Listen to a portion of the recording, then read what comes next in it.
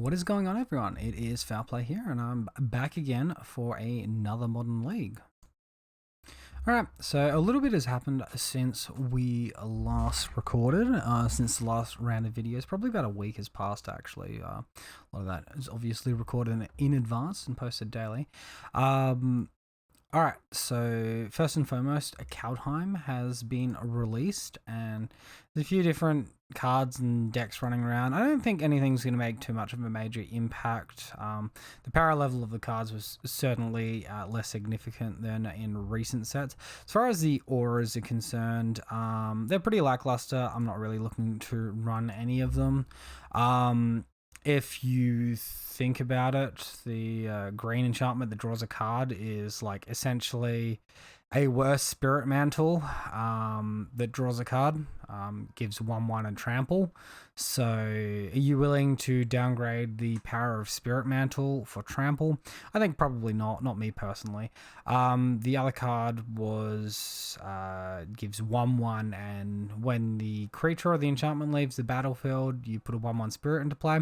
I personally like the spirit effect. But like, dude, the card needs to be better than a 1/1 with no keyword on it. We need first strike, we need flying, we need draws a card. We need more in Modern than just gives 1/1 for 1 mana and then the upset is a token. Like, I still consider Cartouche of Solidarity like probably higher power level, where situationally the newer version's better. There's also a 2/2 that returns stuff from your graveyard. I really like the look of the card, the flavor of the card. But again, it needs a keyword on it. It doesn't have first strike. It doesn't have vigilance. It doesn't have lifelink. Yeah, so personally, the new auras don't cut it for me. So I've played a few matches as well. I'm losing a lot to Heliod combos, so I've decided to adjust the deck slightly and accordingly for that. You'll notice a few differences with the list. I'll first of all start with the main deck, and then I'll get over to the sideboard. So first and foremostly, I've cut a City of Brass for an extra plane, so I've got 3 basics in the deck. I think it's probably about time that I did that.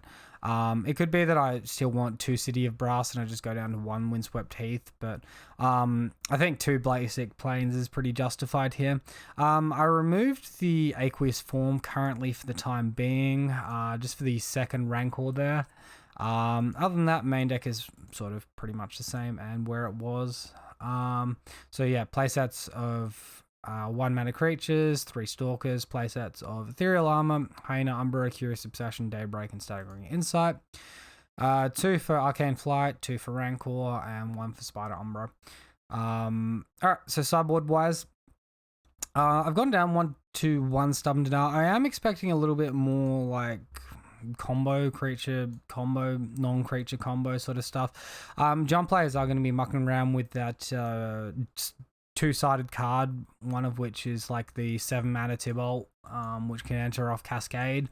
So you cascade the 2 mana card in, and then like for some reason you can let the Tibalt enter. I think if the decks that would run that would probably have like reasonably high variance. So much so that, like, you know, they might hit Thoughtseize, they might hit Abrupt Decay in the meantime. Like, it's a great card, it's a great combo, it's just not going to come up that regularly.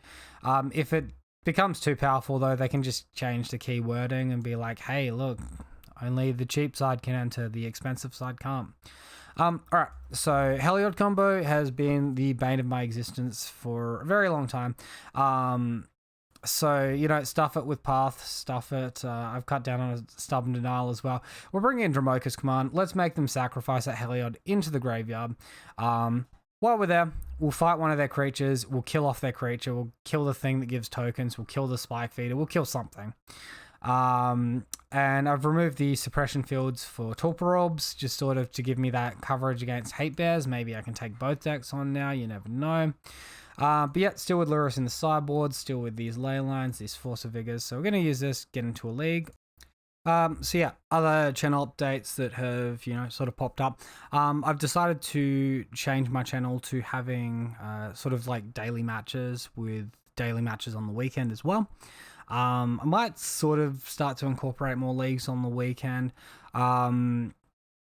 As I'm sure a lot of you have seen, there's been a bit of a following. I think it's from Spain, wanting to watch Illusion Tribal. And, you know, I did a league with that and it went okay. I went 2 and 3. honestly, it went better than what I was expecting it to do. So I might just start to do a few variety videos, including more illusion decks, just to diversify the information a little bit, the content a little bit. All right, so we won the die roll. We're on the play. We're up against the Lurus deck. We got this hand. I think this hand is like keepable. I'd probably like something better, but it's got like, it's a little land heavy, but it's got like our best enchantment and a way to trample the damage as well. So overall, I like it, and I'm going to keep it. So we'll get into it. But yeah, definitely looking to grow the channel a little bit more, at least from a subscriber perspective. I've got really good watch time, but my subscriber base is a bit lower, so I'm just doing things to hopefully grow the channel a little bit so I can continue to produce content that everyone loves and all of that and enjoys, and hopefully, you know, good value content as well. I like to think like a lot of the content I put up is of reasonable value. Alright, so Springleaf Drum. It is Heliod combo. The most popular version of Heliod combo running around at the moment is the black-white version. They do pack like Thoughtseize and Fatal Pushes in the sideboard. We're not that concerned about Fatal Push, but Thoughtseize can be good against us. With that, Mish's Bobble, they did target us. They did see the Curious Obsession. So, you know, the jig's sort of up here. We can play this Curious Obsession now. We've got enough mana. The only downside fetching this way is if we draw like an Ethereal Armor or Hyena Umbra next turn, we're not going to be able to play that and the Daybreak. Oh, we draw Rancor as well. Yeah, no, we should have just got the Hallowed Fountain. I'm sort of concerned against this deck because they do threaten your life total very quickly.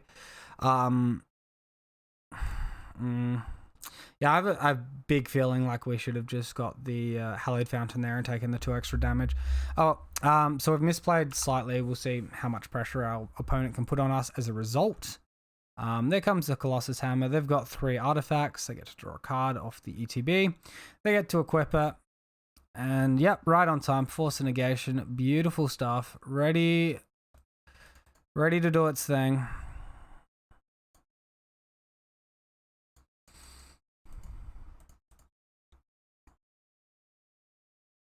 Unfortunately, we don't have flying either. If we had the Rancor out, we'd add an extra 2 damage, but that's not going to be relevant here either. We can't attack in, so Curious Obsession is just going to fall to the graveyard. It'd be so much better if that went to hand, hey?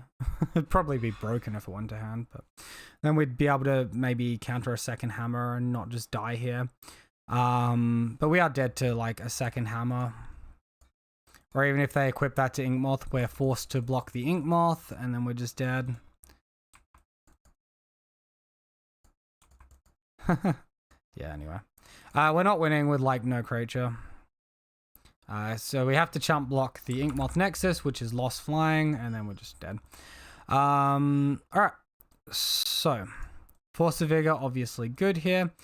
We didn't see any information that suggested they were black-white, I don't think. I'm going to assume that they are mostly anyway. So we probably want our counterspells. Countering Sigata's Aid is very important here, and obviously destroying their equipments is also important. Torporob doesn't seem good enough. Dramoka's Command, I mean, like, maybe. It seems kind of like something we don't want to me, though. Leyline of Sanctity, I don't really think it's worth it, particularly not while we're on the play. So we'll cut an Invisible Stalker. I think we can then sort of look to... What else do we want to cut after that? I think Arcane Flight is really good. Rancor is like reasonable. Spider Umbra is reasonable. Let's just go down on a Staggering Insight, and I think we actually go down on a land as well. Yep, so getting back into this next match. Just a quick reminder as well, guys, if you do enjoy the video, be sure to subscribe, keep up with the daily content and etc. that I am putting out for everyone. Alright, so no creature in this hand, we are going to mulligan it. Alright, this hand's looking good. It needs a land. If it finds a land, it's like very good though, so we're going to keep it. Put on the Hyena Umbra here. Got like interaction for their artifacts as well with the Force of Vigor, which is very nice. Unfortunately, that does shrink our hand down a lot, and they're going to be bringing in things like Disenchant too. So like resource-wise, we're kind of low. Land-wise, we're low.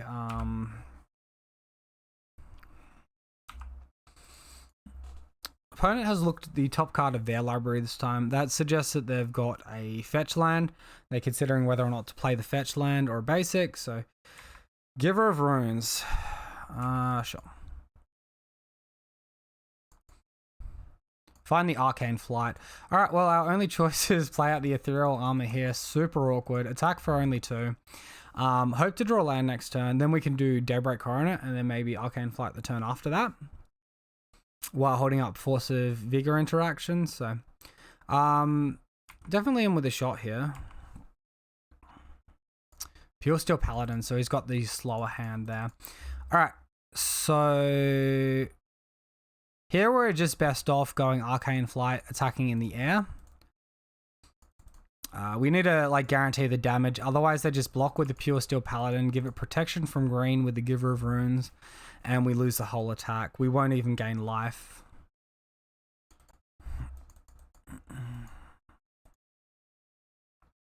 So I'm sure they're going to go for it. They're going to draw some cards. They're going to make a giant Pure Steel Paladin. We'll then look to blow up the artifacts, the Colossus Hammer, the Shadow Spear.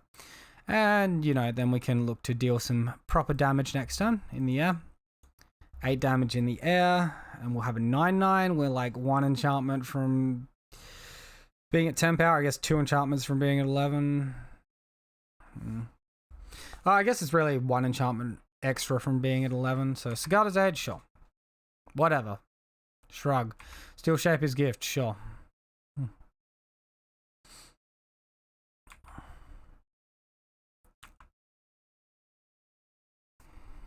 This is interesting. We can actually stand to take a hit here and keep our Rancor, and then if we draw land, we can win.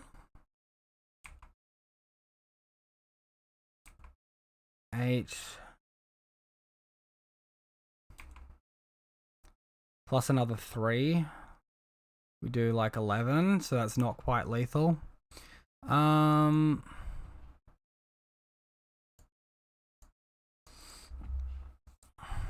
If we blow up Hammer Memnite, we turn their artifacts down to potentially 1 with an Inkmoth Nexus.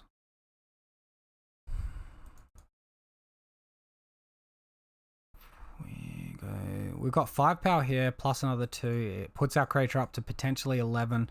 So if we don't do this, we're potentially in a spot where we can block an Inkmoth Nexus next turn. Alright.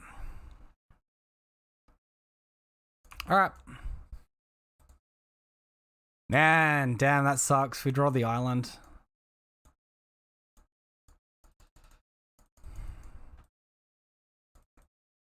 So we'll just attack for 8 here, put our opponent to 6. Quite possibly we'll be dead. We could have played that first game slightly better, but I think they just had 2 very quick draws against us, and mostly we're just stuffed in this position. This Force of Vigor needs to be very good to get us there, and we need him to blank on Ornithopter as well. Or for us to draw our other one of Rancor after all this is said and done.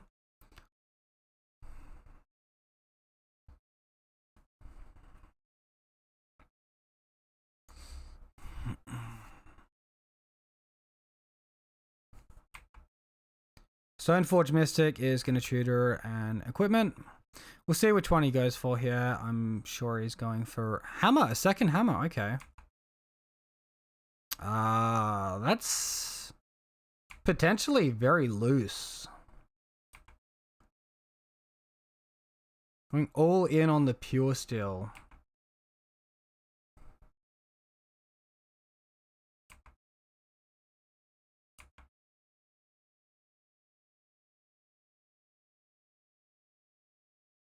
Alright, so we have to blow up double Hammer. Hope he doesn't have a third Hammer in hand. We can't block it no matter what. I guess we could just blow up 1 Hammer and the Sigarda's Aid.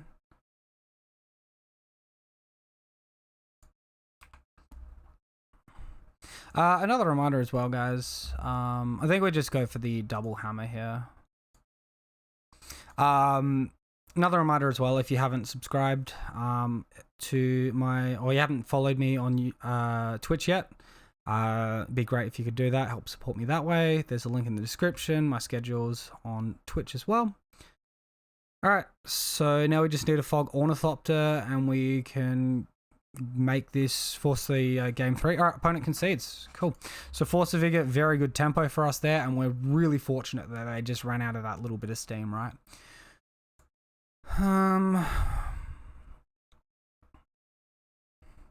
Maybe Dromoka's command's like a little bit better after seeing Giver of Runes. Probably less good after seeing Giver of Runes, right? What we take out? Land, Invisible Stalker, Staggering Insight. For Force of Vigor and Stubborn Denial.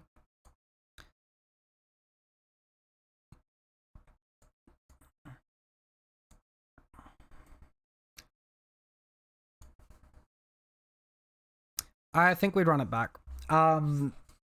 There's potential here if we have a Stalker hand to turn 1 Stubborn Denial, or turn 2 Stubborn Denial, sorry.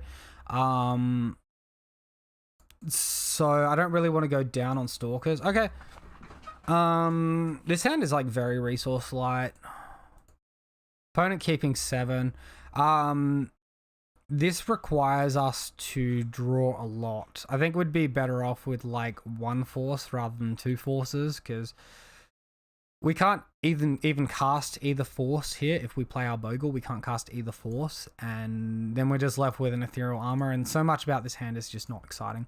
All right, this hand looks a lot better. I'm going to keep it. I'm going to bottom the Spider Umbra this time. Actually, let's keep the Spider Umbra and bottom the land.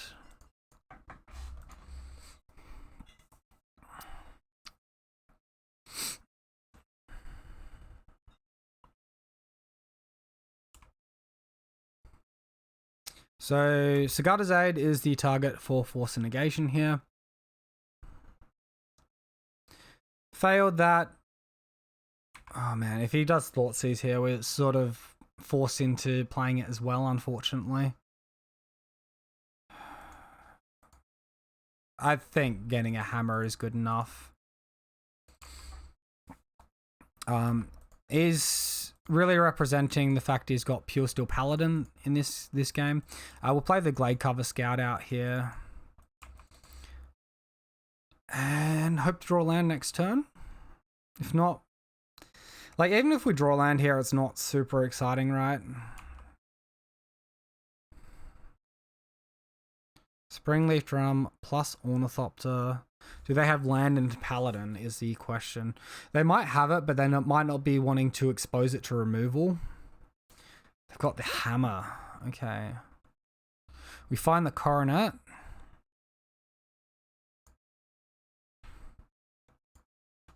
So we'll play out our reach. We'll attack for 2 and pass the turn. Daybreak Coronet's a good one to draw, but I think we're just sort of doomed here. I think probably our best draw would be like Force of Negation. And then maybe with Force of Negation and a good chump block, we might be okay. Here we're taking 10. Double hammer. I mean, he had triple hammer in hand. All right, well, that's a bit too good for me. What was our next card? Scout, so that wasn't going to help either. Yeah, not quite. Hammertime's a quick deck. I think maybe if we had like 1 more Force of Vigor. That was also like a really bad hand to have Force of Negation in, and it would have been a better hand to have Force of Vigor in, but of course we're only running 2 Vigor and we're running 4 negation, so it's going to be more common that we find the negation, right? But yeah, that's it for today, guys. Hope you enjoyed it. Let me know what you think down below. If you got any good tech for Hammertime. If you'd bring in the Dromoka's command in that spot. Normally I bring in Path, but I think Dromoka's command is just that bit too expensive, right? But yeah, let me know, guys. Thank you all. Have a great day. See you next time.